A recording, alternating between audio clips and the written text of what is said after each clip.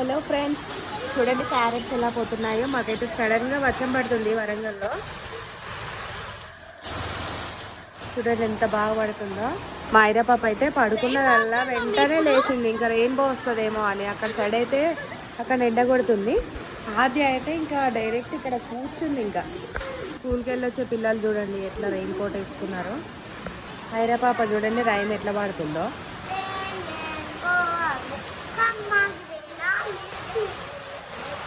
Rain గోవే అని అయితే rain పడుతుంది.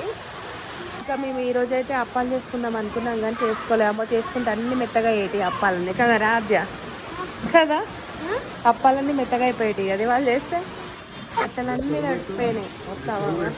తీసుకొస్తుంది, బట్టలు మొత్తం తడిచిపోతుంది.